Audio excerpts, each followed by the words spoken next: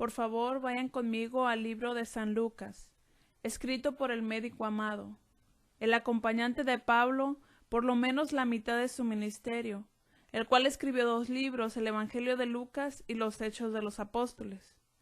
Capítulo 5, versículo 1. Dice la palabra de Dios: Aconteció que estando Jesús junto al lago de Genezaret, el gentío se agolpaba sobre él para oír la palabra de Dios.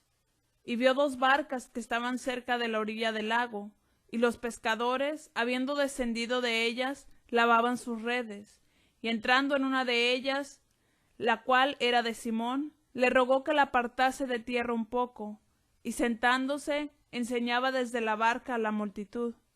Cuando terminó de hablar, dijo a Simón: Boga mar adentro, y echad vuestras redes para pescar. Y voy a usar como título: echar vuestras redes para pescar. Si pueden notar, él no dijo que las sacarían vacías. Al decir pescar se refiere a que iban a atrapar todo lo que podían. Vamos a orar. Padre Celestial, te damos gracias este día, Señor. Te damos gracias, te damos gloria y la honra, porque solo tú eres digno de la alabanza y la gloria. Unge a este barro indigno para compartir la palabra, la cual creemos que nos has dado, y al mismo tiempo que nos unges para predicar, unge a la gente para oír, para recibir y entender, y que penetre en los corazones de cada uno a los cuales tú quieres ministrar. Y todo esto te lo pedimos en el nombre de Jesús, y todos decimos amén y amén. Creo que era en el año 1986, cuando mi esposa y yo y el hermano Jim fuimos a lo que era en aquel entonces la Unión Soviética, para una serie de juntas. Predicamos en Moscú, en Siberia, y hubo algo que me tocó mucho personalmente. Había una iglesia la cual estaba llena hasta más no poder, y tenía un coro de 40 o 50 pequeños, de la edad de 8, 9, 6, 7 años. Ellos habían memorizado una canción en inglés para nosotros. Oh, cómo amo a Jesús. Eso para mí fue una de las cosas más dulces y cariñosas que he visto en mi vida.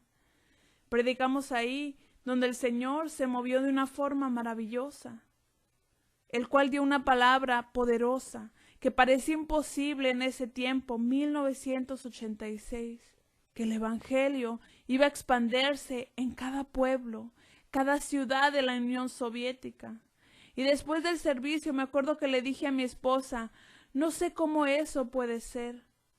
¿Cómo puede ser posible en un país comunista? ¿Cómo el Evangelio puede ir a cada pueblo y ciudad? Pero aprendimos, y yo he aprendido a través de los años, primeramente, que Dios es un Dios grande. Amén. Dios es un Dios grande. Dios es un gran Dios.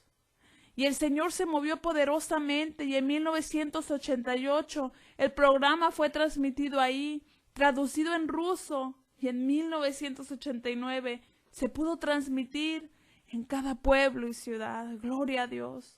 ¡Qué Dios tan maravilloso tenemos! Salimos de Moscú y fuimos a Budapest.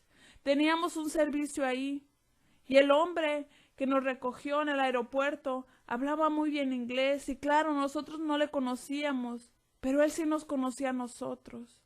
Entonces, cuando íbamos en el camino, le pregunté: ¿a qué te dedicas? Y él me dijo: bueno, yo soy el encargado de todas las industrias de lácteos aquí en Hungría. Y como saben, en ese tiempo Hungría era un país comunista, y le pregunté: ¿encargado de todo el país? Y él dijo: sí, de todo el país, de todos los lácteos, la leche, crema, queso, todo lo que tenga que ver con lácteos. Y le dije: oh, entonces debiste haber sido criado en una granja. Y él dijo: no, no fui. Y pues entonces yo le pregunté: ¿cómo llegaste a ser el comisario de esta gran industria? Él se rió y me dijo: hermano, yo soy cristiano, soy salvo, bautizado en el Espíritu Santo. Y saben, en esos países comunistas se dieron cuenta que los únicos que venían sobrios al trabajo eran los cristianos. ¿Me entienden? Los únicos que no se robaban todo lo que encontraban en el trabajo eran los cristianos. Y entonces vinieron a él y lo pusieron de encargado en un departamento. No recuerdo ahora cuál fue. Y 6 meses después vinieron a él los encargados y le dijeron que querían que él se encargara de la industria de los lácteos en ese país. Y él les dijo, ¿yo? Yo no sé nada de productos lácteos. No fui criado en una granja, ni siquiera sé qué vaca da la leche y cuál da la crema. Y dijo, yo no sé nada en el mundo acerca de estos productos. Y ellos dijeron, no hay problema. Cuando nosotros te pusimos en este departamento que estás trabajando ahorita, tú tampoco sabías nada acerca de ello. Y está funcionando mejor que cualquier departamento en la nación. Ahora queremos que te encargues de este departamento. Y él dijo, bueno, voy a hacer lo mejor que pueda. Y dijo, hermano, yo me arrodillé y de la misma manera que hice en el otro departamento, le dije a Dios, Dios, yo no sé nada acerca de los productos lácteos, pero yo sé que tú sí lo sabes, gloria a Dios. Tú sabes todo acerca de las vacas, la leche, el queso, la crema, tú sabes todo. Y yo te pido que me ayudes a saber cómo hacerlo. Y hermano, lo único que le puedo decir es que está funcionando ahora mejor que nunca, porque él me dijo cómo hacerlo. Gloria a Dios. Y me di cuenta que él sabe todo, todo, aún acerca de los productos lácteos. Amén. Servimos a un Dios grande, un Dios maravilloso que puede todo, todo lo puede hacer. Jesús, el Hijo del Dios viviente. Jesús, que acababa de venir de Nazaret, en donde lo habían rechazado. Él fue criado en Nazaret y vivió ahí por 30 años. Y esa fue la única vez que él regresó a Nazaret, después de que se había ido. Le hubieron matado. Piensen en esto. Cuando él les dijo que las palabras de Isaías, el Espíritu del Señor está sobre mí, por cuanto me ha ungido para dar buenas nuevas a los pobres, me ha enviado a sanar a los quebrantados de corazón, a pregonar libertad a los cautivos y dar vista a los ciegos, poner en libertad a los oprimidos y a predicar el año agradable del Señor. Cuando él dijo, este día se ha cumplido la escritura delante de ustedes, él en esencia les estaba diciendo, yo soy el Mesías. Y ellos no podían entender. Ellos lo habían visto por 30 años, lo veían cargando pedazos de madera sobre sus hombros. Ellos lo conocían y se preguntaban, ¿no es este el hijo de José? ¿Un campesino? ¿Nuestro Mesías? Nuestro Mesías no puede ser un campesino. Entonces con fuerza lo llevaron a la esquina de una montaña y lo hubieron matado. Pero el Señor, el Espíritu de Dios, la Escritura no dice en realidad qué pasó, pero el Espíritu de Dios vino sobre él de tal magnitud que ellos empezaron a alejarse de él. Y él caminó por en medio de ellos y se fue para nunca volver a regresar nuevamente. Recuerdo la primera vez que fuimos a Israel. Cuando salimos de Nazaret vimos una serie de montañas entre la ciudad de Nazaret y el mar de Galilea. Y nos subimos hasta arriba y pudimos contemplar un panorama a cada dirección. El área donde Dios, el Espíritu Santo, seleccionó como el lugar donde Jesús, el Hijo de Dios, realizó la mayoría de sus milagros. En los tiempos de Jesús, la parte del oeste estaba llena de pequeños pueblos. Josefo dice que habían alrededor de 250,000 personas, donde ahora no existe ni siquiera un pueblo, con la excepción de Tiberias al sur. Porque Jesús, debido a los tantos milagros que él realizó ahí, les dijo, y tú, Capernaum, si los milagros que se hicieron en ti se hubieran hecho en Sodoma, ellos se hubieran arrepentido. Y esas ciudades ya no existen hasta el día de hoy, solamente Tiberias se encuentra ahí, y no existe ningún registro de que Jesús fue alguna vez a Tiberia. Y mientras salíamos de nuestro vehículo, mi esposa y yo, y otros 4 que iban con nosotros, pudimos ver el panorama frente a nosotros. Estaba el mar de Galilea, el cual era como 14 millas de largo y 7 millas de ancho. Como dijo Josefo, había alrededor de 4,000 barcos que navegaban en ese mar, y este era el mar más próspero en Israel en los tiempos de Jesús. Pero eso no fue lo que me movió, sino el ver el lugar donde el ministerio del Señor Jesucristo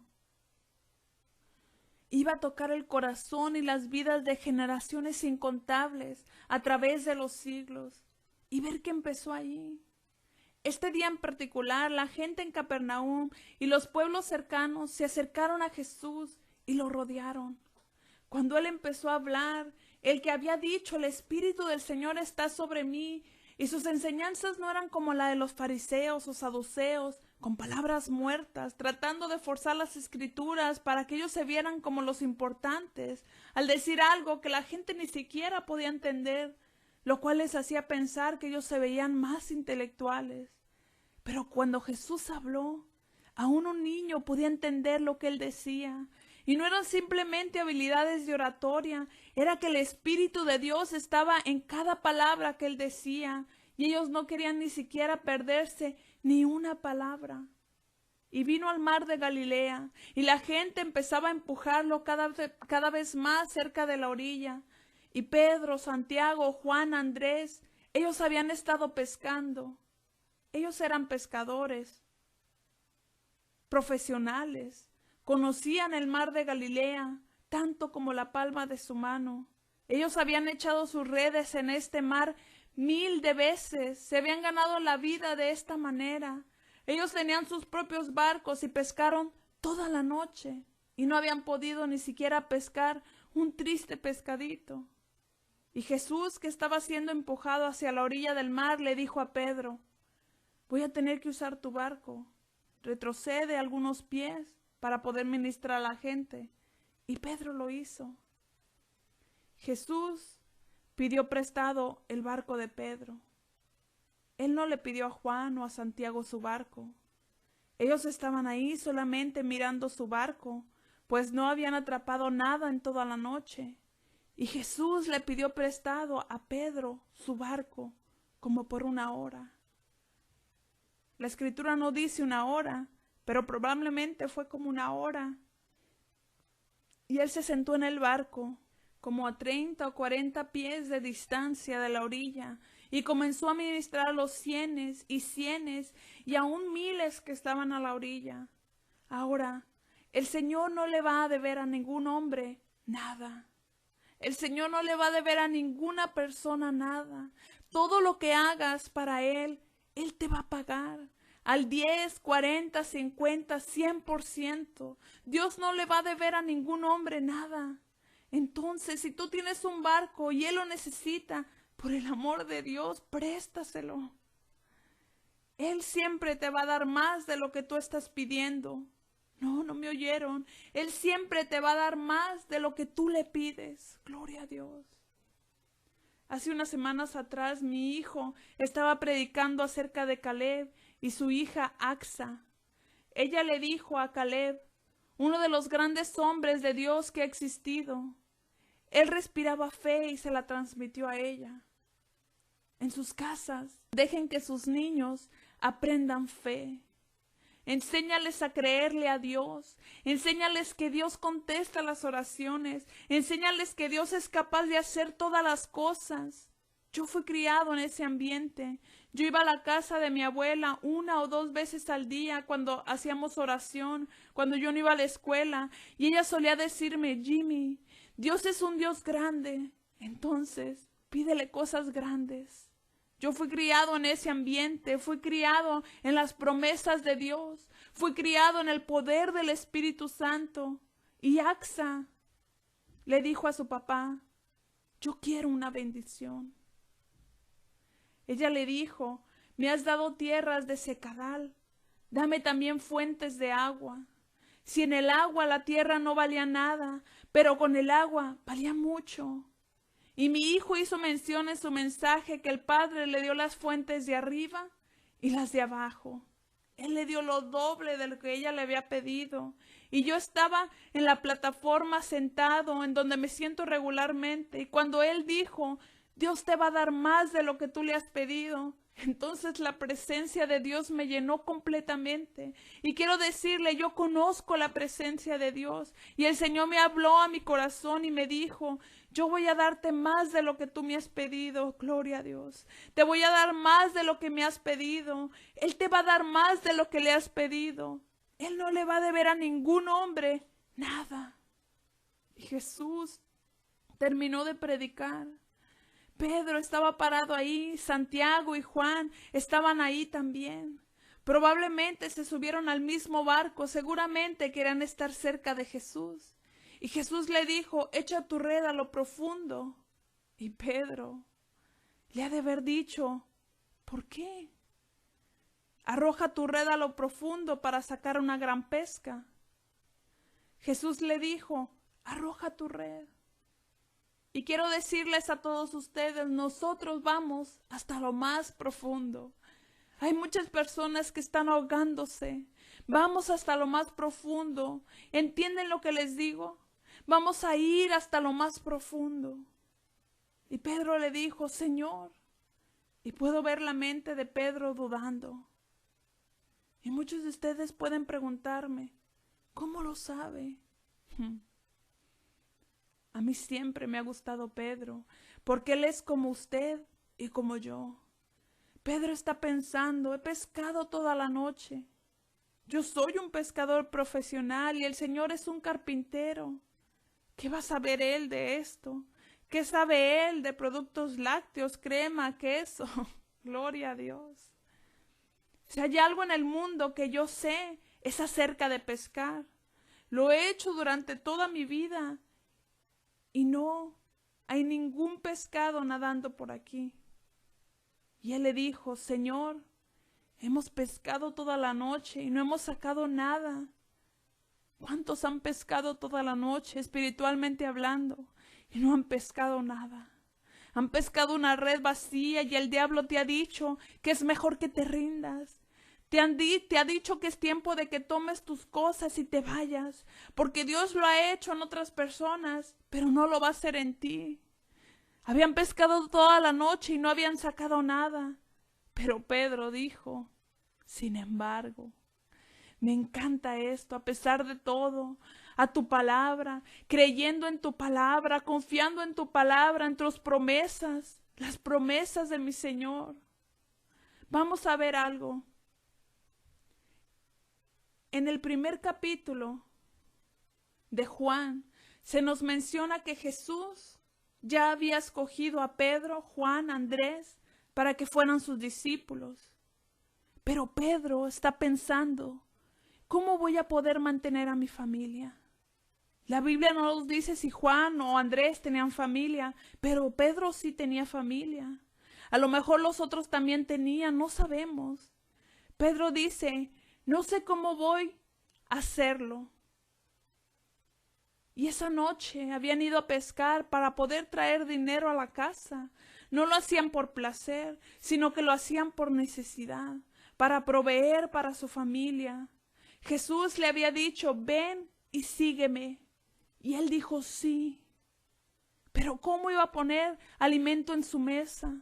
¿Cómo iba a vestir a sus hijos? ¿Cómo lo iba a hacer? Yo recuerdo estar acostado en mi cama en 1958, en el mes de enero, enfermo de neumonía.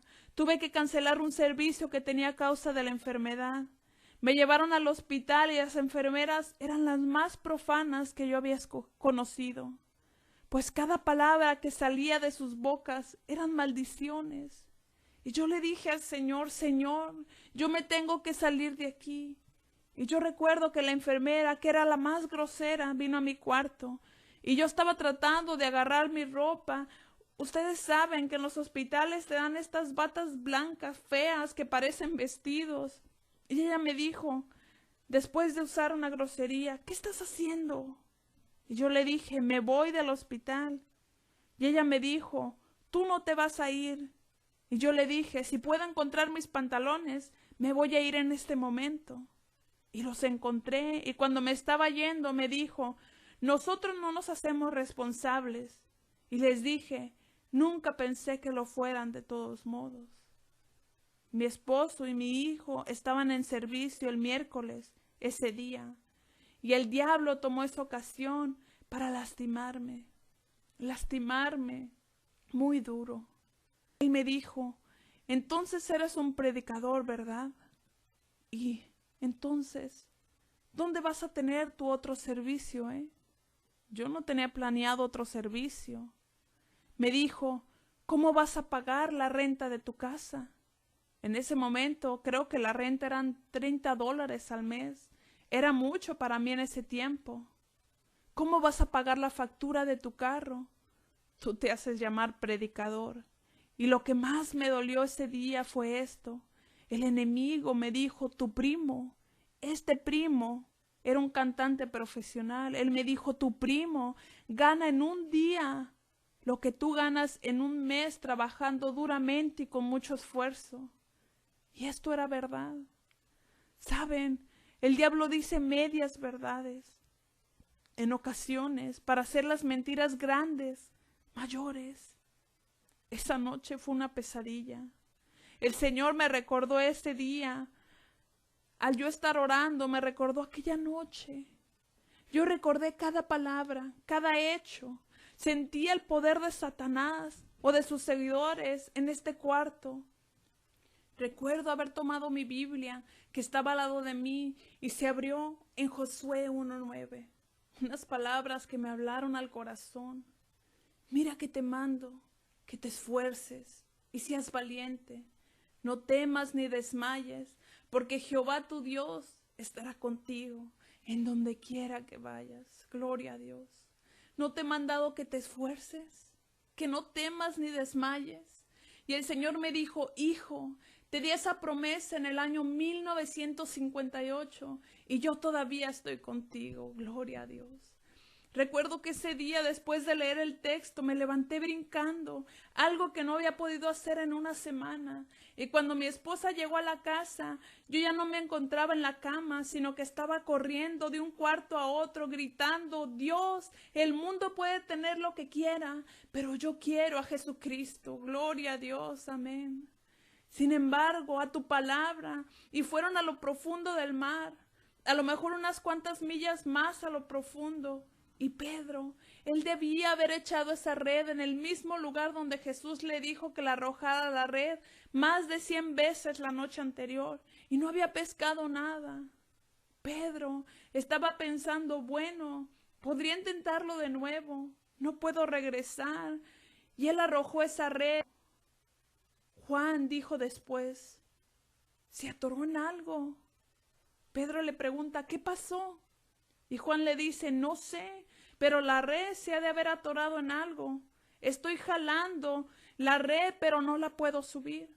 Y Pedro le dice, no está atorada con nada. El agua tiene 100 pies de profundidad aquí. No puede estar atorada con nada. Entonces Juan le dice, entonces ven y ayúdame. Y Pedro le dice, tienes razón. Y tratando y jalando, ellos subieron esa red. Y se dieron cuenta que tenían más pescados de lo que se pudieron imaginar. Pedro le dice a Juan, ve y agarra tu barco, ve y agárralo. La Biblia dice que trabajaban juntos y aunque Santiago y Juan no trabajaron en esa pesca, ellos también fueron bendecidos como Simón Pedro. Llenaron ambos barcos, ambos, hasta que casi se estaban hundiendo. Esos son muchos pescados. Yo me he subido a uno de esos barcos, los cuales piensan que eran del mismo tamaño de los barcos que usaban Pedro y Juan. Me parece que eran como 50 pies de largo. Eran grandes, no eran unos barquitos. Este era un barco de pesca grande, y los barcos los llenaron hasta que estaban por hundirse. Ese es el tipo de bendición que yo quiero, de una medida grande, aleluya. Pedro, tienen que amar a este hombre. Él se arroja rostro en tierra a los pies de Jesús y le dice, Señor, apártate de mí, pues soy un hombre pecador. En otras palabras, perdóname por haber dudado de ti. Y escuchen esto, Jesús le dijo, no temas. La primera vez que usó esta palabra, Él la usó muchas veces, pero esta fue la primera vez que Él la usó en su ministerio en la tierra. Y le estaba diciendo, Pedro, no tengas temor, yo me voy a encargar de tu familia. Gloria a Dios. No temas, hijo mío.